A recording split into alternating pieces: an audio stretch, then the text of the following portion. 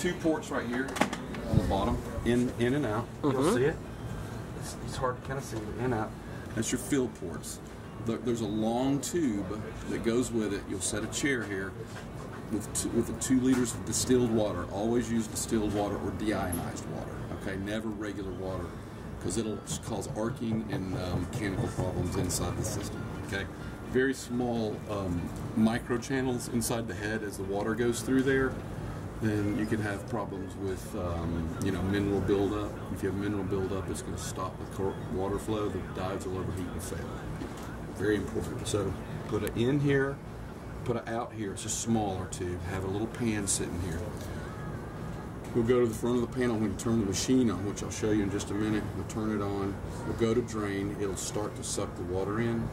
And then when the water starts coming out the out tube, you're done. Okay?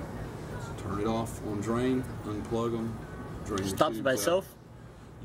I'll show you, there's an on-off switch for the pump. So there's actually a water pump. So that's these two. This one's the remote interlock. Okay? The remote interlock is a FDA requirement that, as you see, it's just 2 plugs. That is required for safety, supposedly, but it's ridiculous. The foot switch is for a secondary head if we decide to add one. Right now we don't have a foot switch, so don't worry about that. This is your power cord. It's 110, but it's a universal power supply. It'll work on both, but you're better off just running 110 here. That's it on the back. Very simple. Okay, on the front, head. Okay, it's very simple to connect. Push it in, turn the ring, and you're on. Okay, when you're turning it on and nothing happens, always turn this, unless your emergency stop might have been depressed. So check your power, your remote interlock, your emergency stop, and if all of those are okay and it doesn't come on, there's a fuse in the back where the plug is. Check the fuse. Okay, you need to get that. Pause it if you need to. George, pick up for me.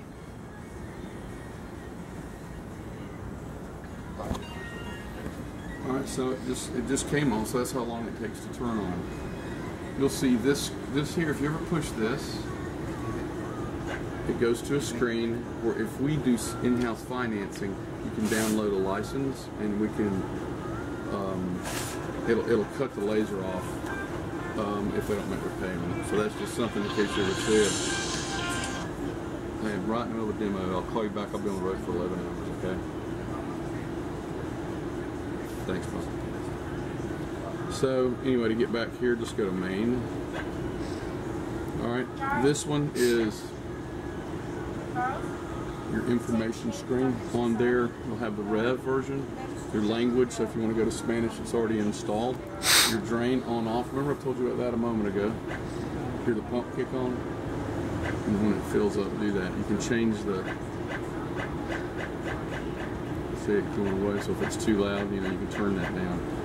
This right here is your handpiece status check, so it tells you your serial number, your total shots, laser source. Right here you show your tip temperature, the internal temperature, so the water temp, the cool temp, the laser status. So as you see, laser status high. Oops. Didn't mean to do that. That was your error list. We'll go over that in a second, but it doesn't matter. Foot switch is off because we don't have it. So it basically just gives you if there's been warnings or anything like that. Pumper operator off. So that turn that on, flow switch on. And so now they're turned off. Okay. So that's just a little information. On there where it said laser status high, it's telling you that the laser itself has got watchdog software like they have on nuclear reactors, and it's monitoring the system to make sure that everything's operating properly. And so you have that, and then we go to the main. All right, there's nothing there. That's just for later if we decide to add something, okay? All right, now we'll go to the treatment. All right, there's 4 main areas here. Your fluence, your pulse repetition rate, your pulse count, storage, okay? That's in DP2 mode. You go to FDP mode. Actually, I'm sorry, there's still 4. So you've got your fluence, pulse repetition rate, your storage, and your pulse. All that on this. When you're in FDP, it's only in short pulse. You can never take it out of that. Okay? You can take your fluence from 5 to 24. But as you go up in your hertz, watch what happens to the power. I won't let you. That's right, it's in reverse, so let me take it down. This will go from 5 to 10. So let's see if I'm here. See how it turned that down? So it'll only, let you do so much. But your main place you're going to run is say 10 and 10. So you got 10 joules per square centimeter at 5 in pulse rep rate of 10. So 10 and 10. Okay, 10 pulses per second, 10 joules per square centimeter. If we fire one time, this is going to say 13. You know why that is? Okay, joules per square centimeter is measuring 1 square centimeter. This just says joules, it's measuring total energy. So this is fluence, this is energy. You see the difference? Fluence is always measured in size. Energy is measured actual. So that gives you an idea. This is 12 by 11, so it's 30% larger than a square centimeter. So 12 times 11 is 1.3, whatever. So they'll measure. If you hit that one time, it'll say 13 joules. I got skunked. Didn't get it when I first started, and you look stupid. So that way, and it sounds good if you can explain that little difference between energy and fluence. So always here, load and storage. You can go in, and it's in the operator's manual. I'm not going to go through it now. If they want to save their parameters, it's in the quick treatment guide. Skin tight to fast. Boom, they can just go in and hit it. It'll populate the screen, hit call, and it'll pull it up. It's really nice. So that way they don't have to go in every time and adjust it. Look in the manual. Look in the manual. A lot of times we have been preloading it for people. So that's FDP. That's your main mode. 90% of your treatments are done in FDP. That stands for fast delivery pulse. Okay. Remember, the pulse is always short. You can go from, I think, 5 to 24, 5 to 10 here, and you can save it. All right. In DP1, we'll start with your fluence. It goes from 10 to 120. So if you run into somebody and say this is just one of those little low-powered systems, ask them to turn theirs up to 120. They can't. Okay, the light here goes to 60. Okay, and their spot size is 12 by 12. The reason we did 12 by 11, it fits here a little bit better. Okay, those are just little things that make us a little better. So I just wanted you to know. At that energy, you can only go to 1 hertz. If you go down, let's say we go to 30. And you'll never run up there, and you'll see it in the book. That's going to be later when we're doing vascular, or you'll need more energies with longer pulses, okay?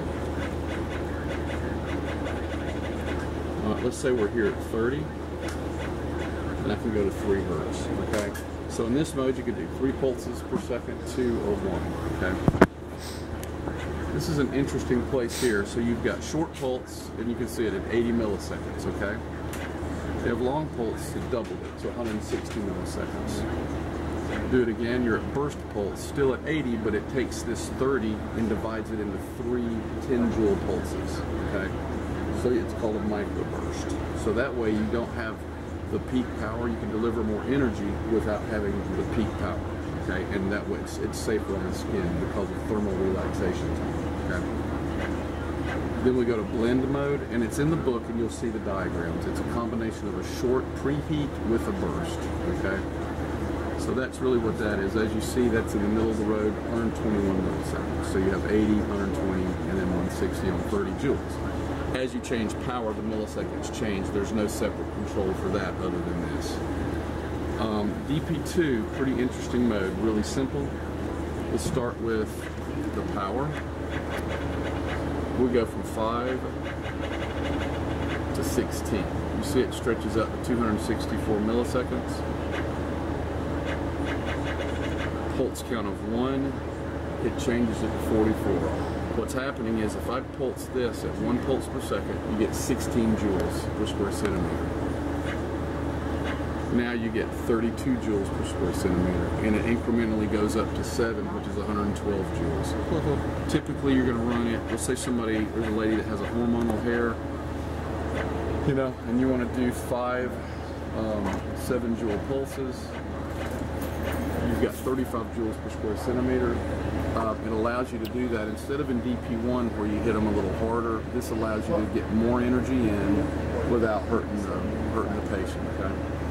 So those are the 3 modes. I think we go to 2. I don't remember yet. You can go 1 or 2 here. These 2 modes: 1, 2, 3, 1, 2, and 5 to 10 hertz. Okay. Energy from 10 to 120. On DP2, you go from 7 to 16, but then you have a multiplier of 1 to 7 right here. And then you've got FDP, so you go from 10 to 24 joules, and your pulse rate is 5 to 10. That's really the main gist of the whole system. As long as this is blue, the tip's cold. Now we'll go over the head. Very important part. A couple things we did. Ah, my knee.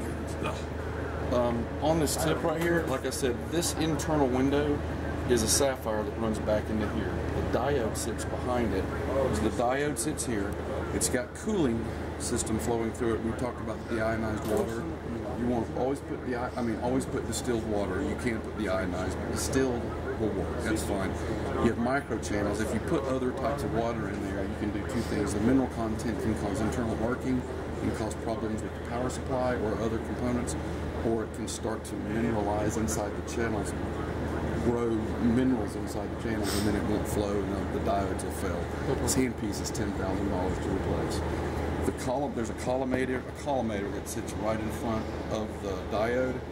Most diodes are just the diode alone, not the collimator. The difference is the photons come out in different directions.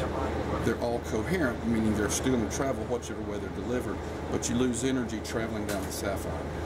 With the collimator in there, it takes all the light and sends it straight to the target in a direct manner. So it's collimated coherent light. That's where we're better than everybody else. Super efficient sapphire cooling. The sapphire is on the Mohs scale is a 9 and diamond is a 10. Very hard product, very thermally conductive, very optically. It's very optically penetratable. It's a really good product to use. So that's why the sapphire is so good. That's the main, the main thing of this. Contact is very important. So if you apply very little pressure, then you're not making good contact with the skin, so you're having an optical loss and you're going to have a thermal loss, and you don't want that. Too much pressure, then it's just not going to move. So there's just a mild amount of pressure, rest the head, gently push in. You'll use a slight amount of gel so you can move with it, and the properties are like I said, the optical properties and thermal properties work better. It makes this one with the skin. So if we're here and we don't cool, you'll burn it, okay? What happens is the energy will hit it, it'll reflect off, it'll hurt them and burn, okay? So this is very important when they're moving. Now, when you're pulsing, if you're going this way and you stop and you're holding the trigger down, and if you're at 10 pulses per second, you hold it there for a second, you're going to deliver 100 joules per square centimeter in a second. So if we're going da da da da da da da da da da and stop, we're going to burn. Always make sure you're moving. Keep contact with the patient and keep moving. Do not slow in the turns. Do not slow anywhere. This is about the speed you're going to want to go. And then fire. On a back, break it up into 4 quadrants. Upper right, upper left, and then go that way. And then like I said, you just want to go ba ba ba ba ba, stop, go back up, da da da da da. You'll eventually get the hang of it when you can do this. But in a demo, this way, stop, this way, stop. Make sure, now watch my finger on the trigger. So if I'm here, I've depressed it, and I go to here, and I stop, I'm delivering a lot of energy. What you can do is go da da da da da da da, get off the trigger, pop pop pop pop pop pop, get off the trigger. And so it's a little bit of a coordination issue. Now, when you're in the office, do not fire the laser yourself, okay? What you want to do is you want them to fire the laser. You're going to do it dry and standby like I just did. You show them, get them to do it without energy to show it, then we'll do it live. It takes the liability off Dr. Toy Store, okay? Because if you sit there and you run the laser and you hold it there and you burn somebody or you shoot them in the eyeball and blind them, you get sued, Dr. Toy Store gets sued. Very important. Don't say, and the way to say this, I'm not the laser operator. I'll show you how to run it. You're the laser operator. Get them involved in the process, okay? It'll help. You don't have to talk about the legalities of it. Just say you're the technician, you're the doctor, you shoot it. I'll show you how you do it. That's it. I mean, that's really how important it is. I mean, how simple it is. It's just like that. So, FDP is. Does anybody know what it stands for? Fast delivery pulse. DP1. Delivery pulse 1. Delivery pulse 2. Very good. Where are you going to run most of your treatments? Fast delivery pulse. Correct.